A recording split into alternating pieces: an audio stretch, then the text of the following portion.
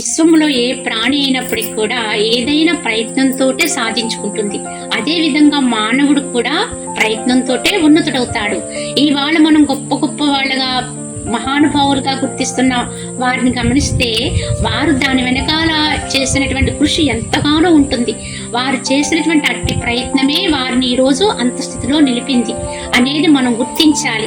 అది గమనించుకుని మనం కూడా నిత్య ప్రయత్నపరులమై ఉండి మనం ఎంచుకున్నటువంటి లక్ష్యాన్ని సాధించడానికి కృషి చేయాలి. ప్రయత్నం లేకుండా ఎవ్వరూ ఏమీ సాధించలేరు. అది గమనించుకోవాలి. కావున ఈ విధంగా మనము నిరంతరము కూడా ప్రయత్నపరులం అయితేనే ఈ భౌతికములో అయినా లేదా పరములో అయినా ఏ విధానములో అయినా సరే సఫలత్వాన్ని పొందగలుగుతాం. భౌతిక విజయాన్ని సాధించాలన్నా ప్రయత్నమే అవసరం. అలాగే ఆధ్యాత్మపరకమైనటువంటి ఆత్మతత్వాన్ని అందుకోవాలన్నా ప్రయత్నమే అవసరం.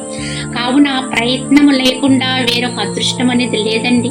ఈ రోజు నువ్వు చేసే ప్రయత్నమే రేపు నీ యొక్క విజయంగా వరిస్తుంది నిన్ను. అది గమనించి మనం ఎంచుకున్న మార్గాల్లో మనం సఫలత్వం కొరకు నిరంతర ప్రయత్నపరులై ఉండాలనేది గుర్తించాలి. హరి ఓం తత్సత్.